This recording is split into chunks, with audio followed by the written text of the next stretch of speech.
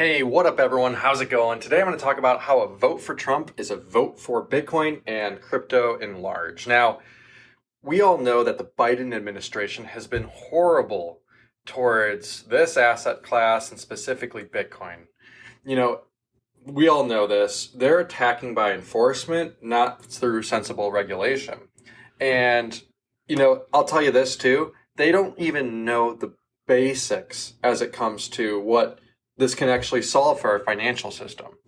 These two people, and specifically their whole administration actually, are very against crypto. And I think that's because of the bank lobbying, these deep state elements of the big banking industry is trying to hold on to their power. They realize that Bitcoin can change the world. It can actually help improve the world. And the problem is they're not needed in this world because they're unessential middlemen. So Gensler is also very much against this. They keep ruling by enforcement. And, I'll tell you this. It's one of those things where the SEC and the government could have come up with clear, sensible regulation. Because guess what happens when you do that? You attract businesses, you attract opportunities, you get rid of scammers. You're very clear. You go after the scammers, but you maybe don't go after some individuals who are, trying to genuinely build a business around Bitcoin or the broader ecosystem. So, the Democratic Party, it's funny because historically they've been the open-minded, the accepting, the willing to grow and learn, and the one that's more inclusive. Now, what we're seeing is they're the exact opposite. They're the party of censorship. They're the party of control, and they are anti-Bitcoin because they know that a vote for Bitcoin is a vote for freedom and opting out of this fiat monetary system that is really wrecking us. It really is hurting us in total.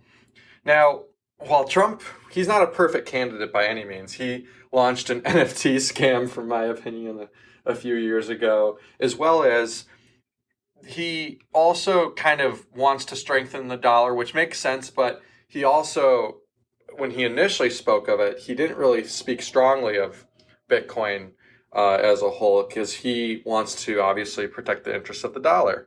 But the dollar is just another statist tool to cause war and fund evil things abroad. So I think while I do want a strong dollar selfishly, I do think we eventually need to move away from the dollar towards a more decentralized form of money and currency that we can transact with ease, and that will actually be more equal to everyone, not those that are closest to the money printer.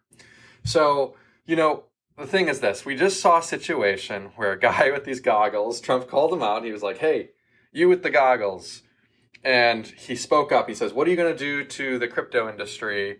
Because we're seeing a lot of hostility. Businesses are moving outside of the US. What are you going to do?" And he essentially said businesses are moving away, crypto businesses are moving away because of the hostility towards the industry. And he pretty much said a vote for Bitcoin, a vote for crypto is a vote for Trump. So we already see now that he has a clear stance in the right direction towards this. I think that both Robert Kennedy and Trump, they're okay to all kinds of crypto. I don't know if they're educated enough yet on Bitcoin and the difference of that between crypto as a whole. And, let's be real here. I'm not a fan of this. As I've grown in my journey, I've come to realize that all these other coins can be, manipulated, rug pulled. We don't know who the insiders are. There's a lot of scams out there. And we do understand a lot about Bitcoin. The thing is this, though. I think it's better to have a candidate like Trump or Robert Kennedy who's more free market oriented, who's more open to accepting these kind of things, rather than a candidate who really, to be honest with you, Biden has no idea about crypto. And in Trump's statement today, he really talked about that. He talked about the fact that he has no idea what he's talking about. And a lot of it is his administration beneath him kind of going after rogue different companies and entities because they can. And they're doing it because of all the money the banks are giving them behind the scenes. Now, I'll tell you this. This is a step in the right direction. Nothing in life is perfect. We got to move in this direction. We need friendly regulation. He says that he's not going to, as long as it's done safely and securely, he's open to it. We need that. We need to attract businesses, investment. We need to attract more opportunities to the U.S. Because guess what? I'll tell you, if Biden is elected for another 4 years, I know a lot of people that will end up leaving the United States. And I'll seriously consider it as well, because something I'm so passionate about is Bitcoin. And who knows if the project will go on forever. I believe it will. But I'll tell you this. If they shut down innovation towards Bitcoin and its layers and wallets and exchanges and all that, there's not much reason for me to be in the United States anymore, because this is something I'm so passionate about. I'll, of course, fight this till the end, and I know I've said that in the past, but there's a lot of people like me. There's a lot of people that are very passionate, that are pumped up about this, that want to see it succeed, and by seeing Biden and the administration, who clearly has no idea what they're talking about. You can even see Elizabeth Warren. She has no idea what she's talking about. She's just reading a script that the bankers are giving her. It's just very disconcerting to see that we're being ruled by lobbyists and super PACs that don't have our interests at heart. And that's disgusting, seeing people that make $170K a year be worth $200 million. It's disgusting. It makes me ashamed to be an American. So overall, we can't be short-sighted with this. We cannot just look away and just keep going down the same old path. The banks are sliding all these dirty politicians' money under the table. We need to speak up and call it out. The banks, there was something recently that was actually passed today, guys, and that was the bank's ability to self-custody and lend against Bitcoin as collateral. So Congress ended up passing it, which is cool. But then guess what? Just a few moments later, Biden recently said that he would actually refuse to sign the bill.